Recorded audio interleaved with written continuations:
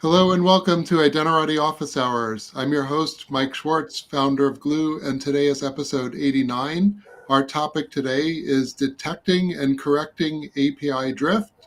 Our guests today, I'm just going to go with first names, Meyer and Jamie from APIContext. Meyer is the co-founder and CEO, and Jamie is the product manager. Welcome, guys.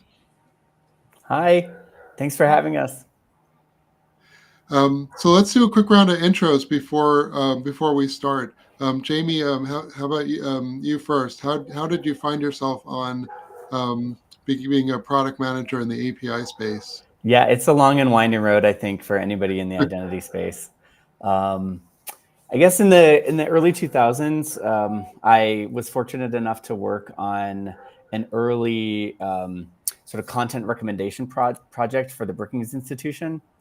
And it allowed you to sort of establish your preferences, define what sort of policy research you cared about, and then we would serve you research papers and academic papers around those topics. And that sort of led me into the social media world. And then in 2011, I moved from social media into the identity space at Janrain. Um, I worked in a number of roles there, but ended my time running the product team. And, that's where I really started to understand how fundamental identity infrastructure was to the operations of the entire internet. So, it was one of the first times where I felt like I was contributing to, sort of one of those base layers of internet functionality in a really meaningful way. Super fun. And then, of course, once you get the identity bug, you start to see identity as the solution to so many problems.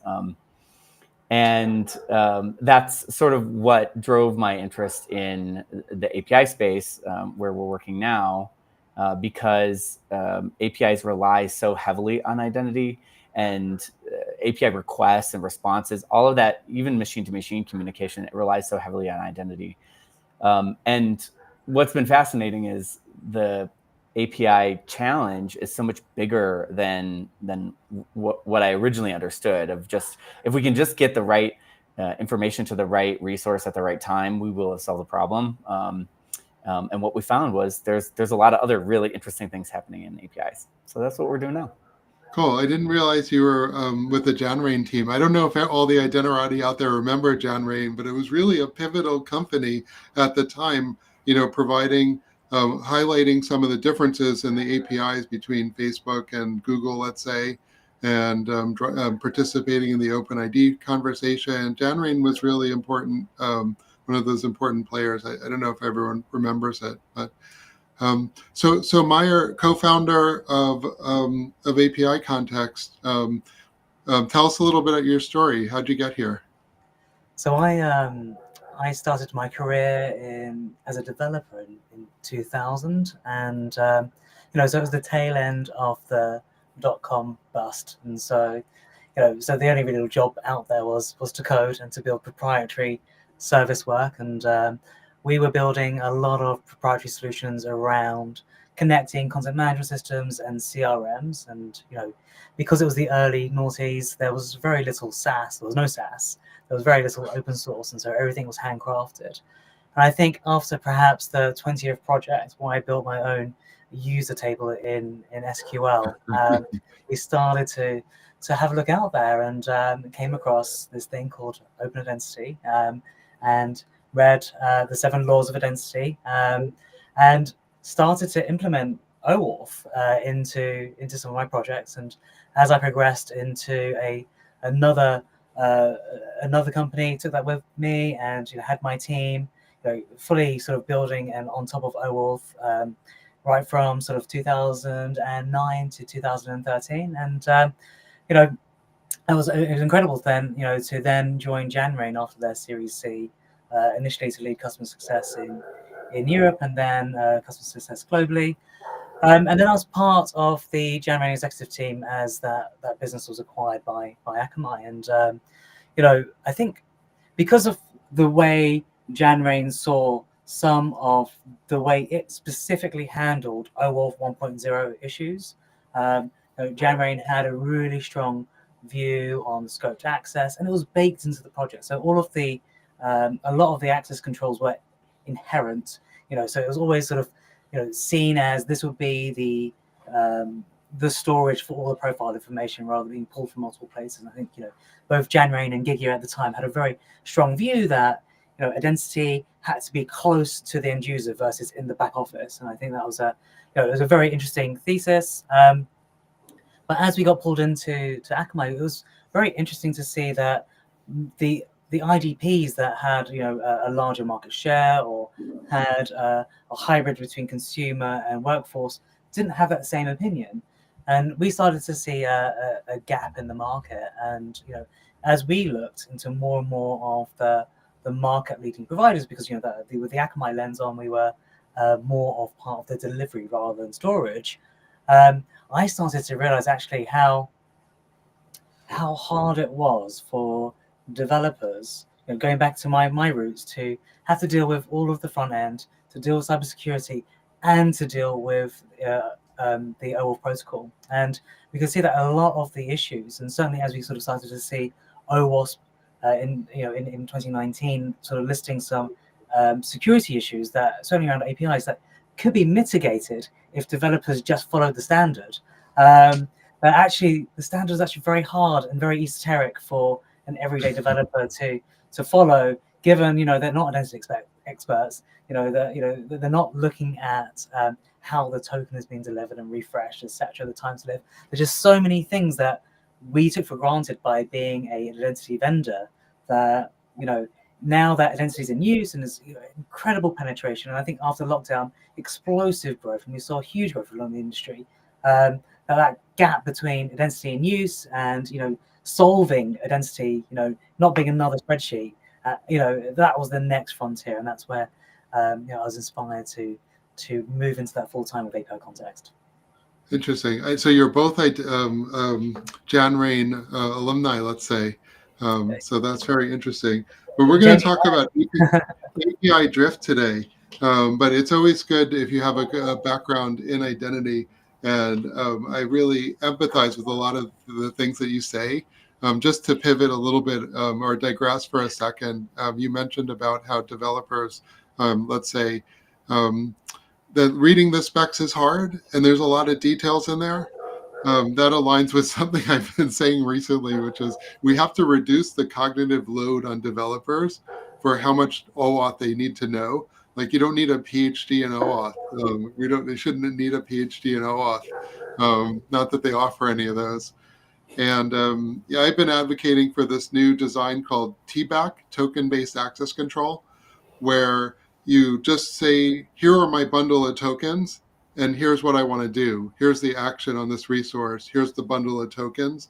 And the PDP should maybe figure out what those tokens mean. Like the experts who understand the difference between an access token and an ID token and an attestation from Google and a passkey attestation, can sort out what all those different JWTs mean. But let's pivot back to the topic because, this is an area I love talking about API stuff. And API drift is an area that I think will be near and dear to anyone in the identity space's experience because, we'd see, is it OpenID? Well, OpenID has been very stable. But for example, is the Microsoft Azure OpenID interface exactly the same as the, let's say the Google OpenID interface? This idea that we can have standard interfaces that are different, or we can even have changes over time which cause the API to be different, which can have big impacts. Meyer, maybe you can take this and just give us a little bit of background on what are some of the causes of API drift and why did teams struggle to prevent it? Like everyone knows that it's bad if the interface changes. Why is it difficult to actually stop API drift? Yeah, I mean, I guess it's the same question about documentation, right? Documentation is never up to date. One of the sort of key things that we saw when we looked at a number of API specifications in the public domain and a number of public APIs was that 25% of production APIs didn't conform to any spec, let alone their published spec. And so I think, as we think about the crawl, walk, run of... You mean they didn't have a spec, so there was no spec not to conform with because there was no Exactly. spec at all? Yeah, so before we get into API drift, I think the sort of the zero baseline for any type of API should be some level of conformance to some level of specification, and without a specification, then there's zero conformance, right? And so I think that was the most alarming and most shocking stat that we discovered. And maybe Jamie, it might be helpful for you to introduce sort of the thesis and the sort of the research behind the document. That might be a good primer. Yeah, I mean, we started thinking about this question of API drift. When we talk about, first of all, let me just say what we think API drift is, which is that you have a live API service that developers are supposed to be able to use, and the documentation resource for that service is supposed to be an open API specification. And the goal, of course, is to make it easy for developers to use the API that you so lovingly crafted and released to the world, hoping that somebody would actually care and want to use it. So Right. the And goal just is to to make put it... a pause here for 1 second, open API, the standard or the spec formerly known as Swagger. Yeah. So you're yeah. saying you're supposed to have a Swagger document or an open API document for your API. That's just good hygiene for API development, right? That should be the starting point. Exactly. And when we looked at the space, we found about 50% we couldn't find any publicly available specification at all. But the reason that the spec sort of drifts over time from the live API that's in production is, it's a story as old as software, right? I mean, you build something, you release it to the world, and then you're going to continue to iterate on it. So, every couple of weeks or every month, maybe this endpoint is adapted and there's a new use case that's supported, or you're adding additional endpoints that didn't exist before.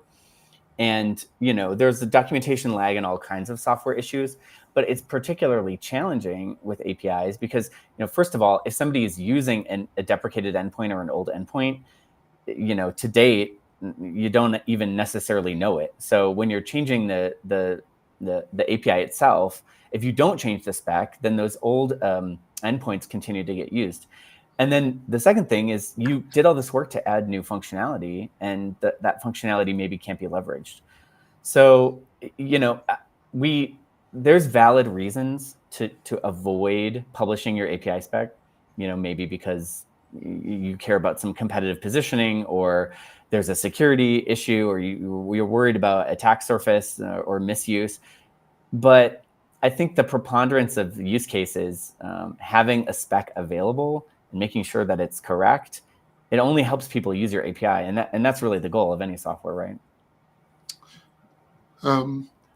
So let's talk a little bit about Open API, because I think it sort of existed in the background for identity experts, but they don't know that much about it per se always. Like at Glue, we publish. People would say, well, our endpoints are standard; they're OpenID, and yet we publish Open API documents. Like every time we change a feature, we have it in our reference section. We just consider it reference. Here's our implementation. Here's the excuse me, not Swagger, but the Open API docs. Meyer, maybe you could talk a little bit about how Open API has influenced the developer experience and also influence the usability. Maybe just a step back on why Open API has been so useful for developers.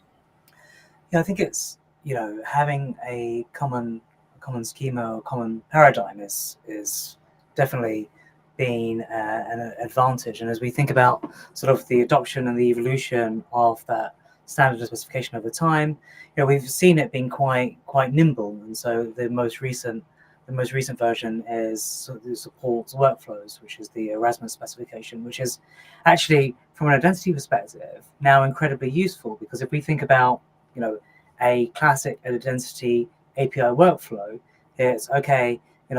go and get the JWT token for this end user, then go to resource server and then check authorization, check consent. And maybe like in a typical API workflow, that's maybe 10 API calls, right? Something like checking your account balance or checking into a hotel or ordering a rideshare. That's not one call. I think as we've seen that evolution, having that paradigm has been incredibly helpful. And I think if we look at where that then intersects with something like OpenID Foundation and things like the financial grade API specification, we're starting to see that interoperability between the two.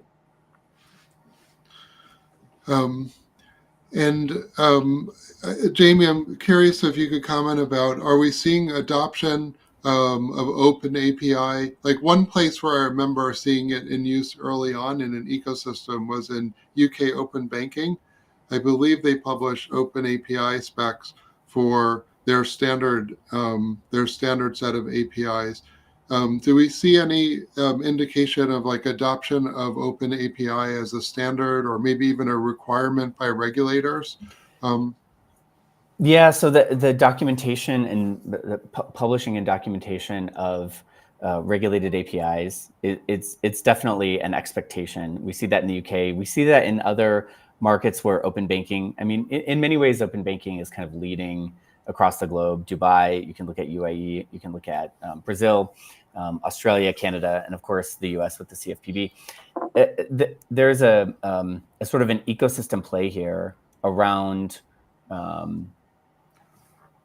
making sure that everybody is using a common standard. And so publishing your open API specification is an important part of confirming and validating that you are using that standard. We see it in other regulated industries too, telco.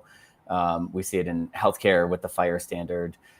So there's definitely this emerging consensus that if you are focused on interoperability across an industry, then we want to make sure that you're publishing your API and you're publishing the documentation so we can check, test, and validate that the API is actually correct. So, and I will say that we did some research on the UK open banking APIs and found that of anybody that we looked at, they were far and away the best documented. Endpoints that were conformant. We didn't see any drift between the spec and the production API. So it was evidence for us that it definitely is possible to have a production API that has no drift because people are doing it today in banking. The gold standard of API ecosystems. Yeah. I mean, it was an expensive project undertaken by the UK government, but successfully executed, at least with regard to API drift, let's say. Well, Meyer, that leads me to another question. I saw in the white paper you provided that we listed as the homework, it said, I think 75% of tested APIs had non-conformant endpoints. What are the consequences for that when your endpoints don't match this? It's great to have the spec, but what if your endpoints don't match the spec? And as it seems to be the case a lot of times, what are the impacts of that? Yeah, I think if we think about it from the most sort of hyperbolic risk, which is, if the API is non-conformant with a security standard or a security profile, is there a regression in a recent release that has now introduced a vulnerability to the APIs? I think that is unfortunately the most critical challenge for most API publishers and most API owners. I think if we say, for example, look at where APIs are secured specifically with identity, and we look at a different version of OpenID Connect or OAuth 2, and if the security profile for the specification says, okay, we need to be using Depop, we need to have short-lived JOTs, etc., and then the APIs are released with a regression, now you've introduced a vulnerability, and it's a known vulnerability. So if you think about how I think it's 2/3 of all attacks on APIs are based on those known vulnerabilities. So being able to programmatically go through the OWASP API top 10 and programmatically hit those endpoints, bowler attacks, etc. And so the specification is almost your first line of defense, because it's, security by design, right? So I think that's the biggest challenge is, if the intention is to write secure code, then the check and balance and the guardrail has to be conformance to your own internal specification. That's the easiest way to say, hey, is this going to go out into production as expected? And I think, it's a crying shame that if a publisher does have a specification, that they're not using that to fix it in real time and relying on real time tooling to fix it in post. Yeah, I mean, it goes beyond these kind of security concerns too, to actual business utilization, right? Because if the API doesn't behave how we're expecting or how the documentation indicates that it should, then it may be difficult or sometimes even impossible to build services on top of that API. So if the goal is to have your API be used, you're making it more difficult to be used, which means maybe somebody will just, skip it and move on to the next one, So, obviously having the proper security protections in place, it's critical. It's sort of a standard, but we see this issue happening all the time where, even small variances like an endpoint is supposed to deliver a string, an integer, and instead it delivers a string. If a downstream application is consuming that and it's expecting a certain format, then it might reject those results and show a null value, or it might, the whole process that it's based on. Anything could happen. Right, exactly. So and then it becomes, issues for troubleshooting. The whole system ends up being not useful. Actually, Jerry, just to add a real life example, and hopefully there's enough water under the bridge between January and now to share this. But I remember we released a revision to one of our authentication APIs, and we made content type mandatory, and it wasn't previously mandatory. We had a large media company that relied on the APIs. They weren't sending that content type, and as a result, we broke their paywall. And so, there's really simple things when you have tightly coupled integrations. Any change, to your point, Jamie, could introduce a regression or a defect or a failure. Maya, I'm going to leave you in the hot seat for a second. Agentic AI. Now we have agents acting on behalf of humans. They call it agentic AI is the new jargon. Have you seen, just logically, I could see the use of AI resulting in more usage of APIs in general. Have you seen that? And can you also comment on maybe new reasons why advances in agentic AI is making the proper specifications of APIs more important? Yeah, I think there's two industry tailwinds here. I think perhaps towards the end of last year, we might have all thought that putting an API wrapper around an off-the-shelf model was not going to be a sustainable business model.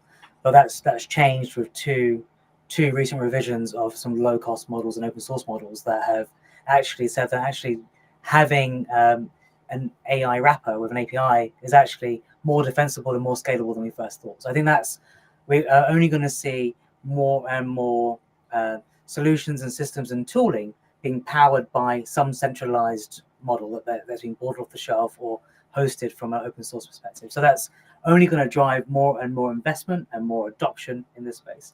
Secondly, what we have seen also is the robotic process automation solutions that have agentic models built into their solution are getting huge levels of adoption.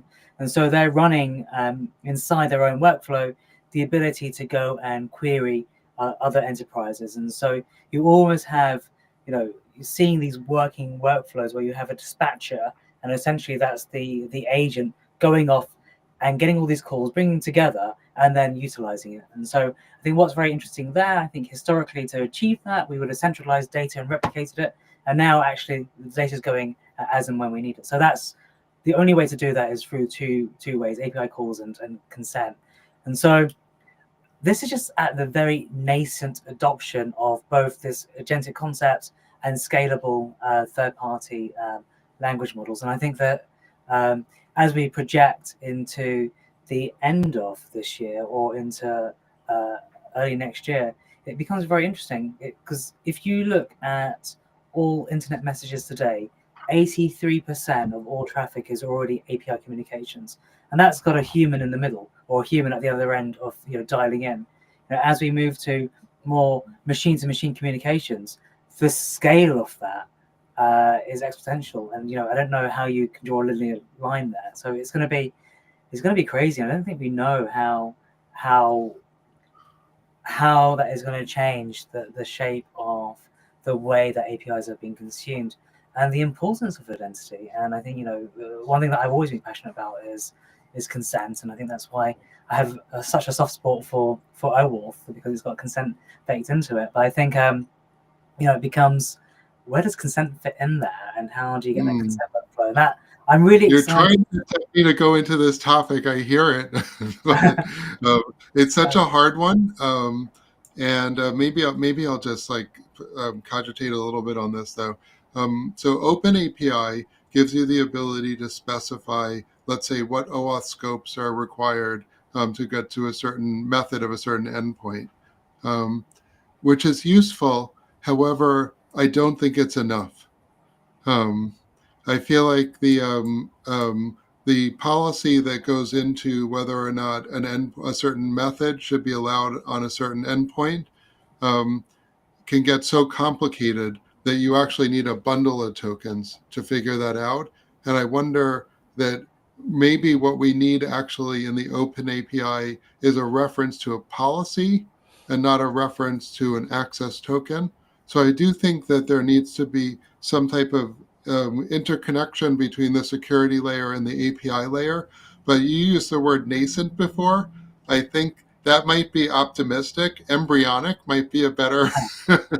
Nascent implies it's been born, but I think embryonic might be more appropriate here. I think we're at this level of technology right now where, we know, what I got from your answer is agentic API equals more APIs, and APIs being more important to enterprises and impacting real business workflows. But this intersection with consent, I think it's just such a complicated topic. Jamie.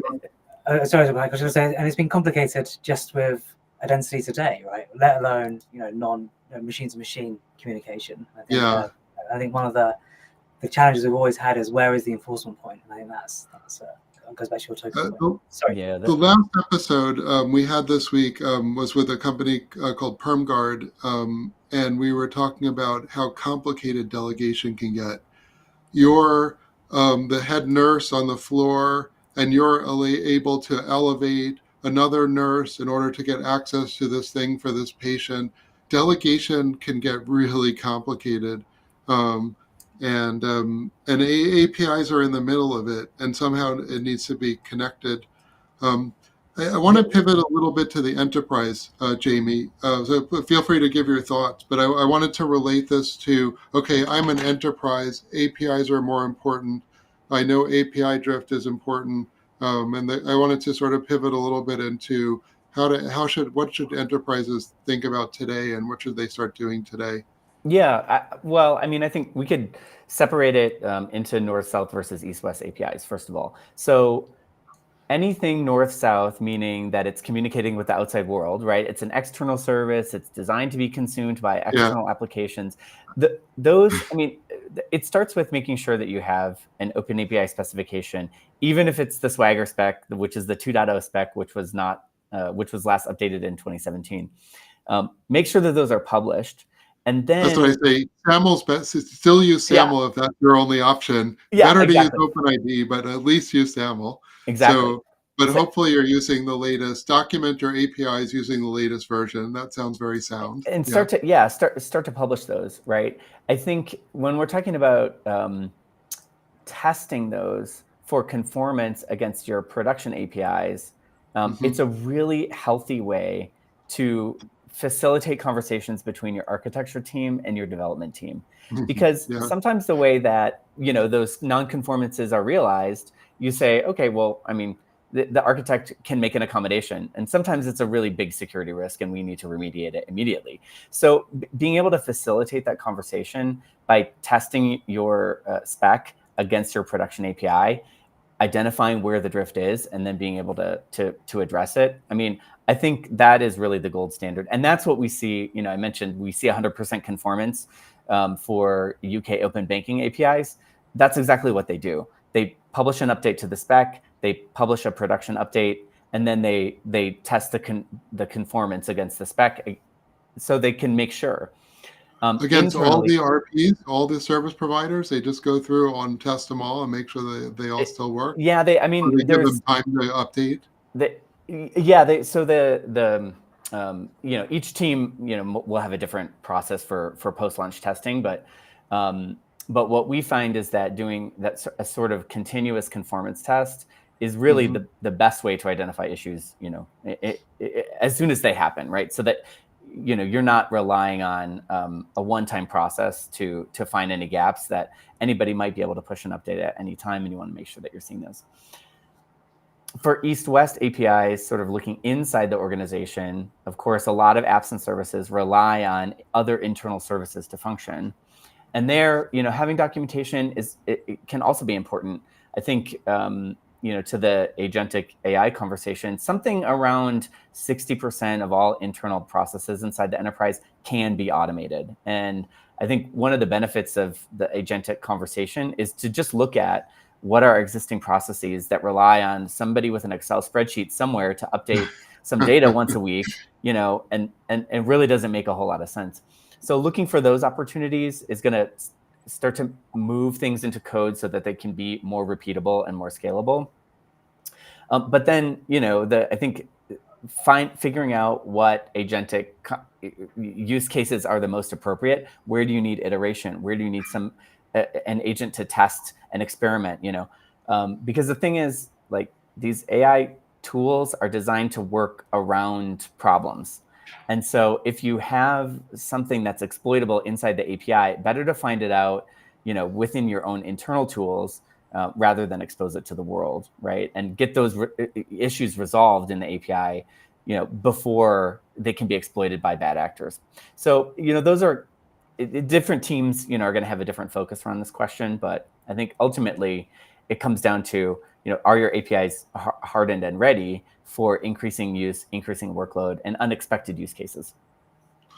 So we're not afraid to talk about product here. Tell us about APIContext. What is it? How do you fit into this equation, Meyer? I think I'm going to hand over to Jamie as head of product. Yeah, so I'm sure we're supposed to know about product too, but go on, Jamie. Yeah, we could both go on and on. So APIContext is focused on ensuring that APIs are highly performant and also conformant. And we do this through synthetic monitoring, testing production APIs on an ongoing basis from external points of presence. So we replicate an end user or an outside consumer of your API just the way that they would. And by testing in this ongoing way, we can identify speed and latency issues. Maybe that's from the network, maybe it's from cloud infrastructure, or maybe it's from your application itself. And then we can also test conformance. We test conformance against standards and specifications like OAS. We also test conformance against open banking standards, other regulated standards like FHIR, and then business rules too. So is the data presented in the way that we expect it to? Defining those business rules gives us a lot of opportunity to align the business to the API functionality and make sure that things are operating the way that the product managers and site reliability teams expect. And do you focus? You mentioned north, south, and east, west, and I love that terminology. I'm not sure everybody always follows it, but where do you fit on that? Would you say it sounds like you're the eyes on the outside for the company, making sure that? And that sounds like north, south. But what do you also play in the east, west space? Yeah, we do. So primarily we think about north, south as a first entry point, but we support putting our monitors inside the customer's environment, and then we can monitor east-west APIs as well.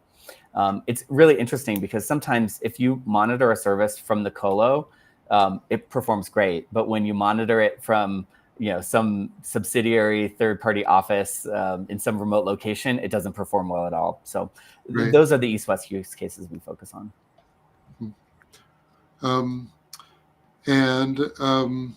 So let's see, and Meyer, maybe you could expand a little bit on like how do customers sort of equate this to business value? How do you make the case to them that this is something that they should invest in? Yeah, there's a number of business drivers. For us, one of the key ones is any transformation project. And so as you're moving to adhere to a new standard or new policy or new regulation, and so we see lots of adoption around the open banking standard in the US, such as the adherence to the Financial Data Exchange. In Europe, we see opportunity around adherence to DORA, which is the Digital Operations and Resiliency Act. And so making sure that digital services and critical infrastructure is up, certainly in financial services. So that's, the regulation piece, and the conformance of regulation is certainly a driver where we're attached to the business. There are other opportunities, and one of the key challenges for any organization is when there is an issue, identifying where that issue is. Is the issue with my internal connectivity? Is it to do with my cloud vendor? Is it DNS? Is it SSL?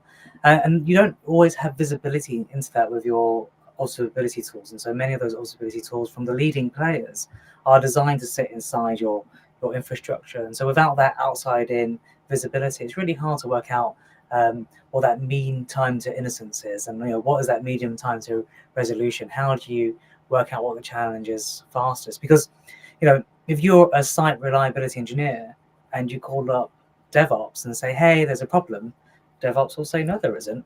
And then, 4 hours later say, hey, actually there is a problem. And so, it's really, just working out, where that challenge is. And so saving our customers time to resolve issues is critical. And I think, funny, Mike, you know this, that from an identity perspective, especially on the consumer side, there's always that trade-off between customer experience and security. And any latency in a digital journey introduced an element of worry. And so people expect their APIs and apps to pop, especially now. And when they don't pop, is that because there's some nefarious activity? And so maintaining trust is also about maintaining consistency. And I think that's where we see primary value. And finally, for our global customers, making sure, to Jamie's point, that they're offering consistent services all around the world and not just in the home office. Yeah. I mean, Jamie, I'll let you comment on that. I just want to make one quick comment. Whenever I reboot my MacBook and it takes a while, I get nervous and I'm like, is this the point at which the hackers ask me for a lot of Bitcoin? And then the prompt comes back and I'm like, whew, okay, I'm back. Exactly. Or if you're in the middle of a transaction flow and it's hanging and then you click refresh and then you get charged twice. I mean, those things happen to all of us. I think the other sort of key question that a lot of our customers have is, if I have a service interruption, latency, slowness, where is it coming from? Is it coming from something I have control over, or is it coming from one of the third-party vendors that I rely on? And this is a difficult problem for a lot of customers to answer on their own, because if you ask DevOps if there's a problem, they're going to say no. If you ask a third party, is the identity service running as we expect it to, with 5 nines, they're going to say yes. Yeah. But in certain configurations, in certain applications, with certain use cases, based on how you've configured your token handling, you might see a service interruption. And so those challenges that may be application or customer specific are sometimes difficult to triage, difficult to identify. And it's much easier for vendors to say, look, that it's definitely not us. And so coming with some evidence to be able to say, look, we're monitoring our own application, but we're also monitoring your application, and we can see some issues with how our configuration is being handled. Can you please go look at that? It gives the vendor, especially a mission critical vendor like an identity vendor, the ability to effectively triage to resolve the issue quickly. Right. Interesting. Okay, well, I think we're right around the time. I'm going to go to last thoughts. Meyer, let's let Jamie. Jamie, I'll let you go first. Last thoughts. Action items for the audience. Anything they should look at. Next steps for API context. Whatever you want to talk about. Yeah, no, there's a lot to think about, and I think we started this conversation on API drift, and I think I gave some suggestions around sort of where to start with that problem. I think if you haven't published respect, start there. If you have published respect, do a conformance test and see what the gap is, because it might influence your roadmap here for the next couple of sprints. I think if you're interested in some of the agentic AI questions that are emerging right now, there's a really useful framework developed by a privacy academic by the name of Helen Nissenbaum. It's a theory of contextual integrity. It's not a digital specific framework. It really discusses all of the ways in which we can preserve privacy and preserve consent while we're exchanging information.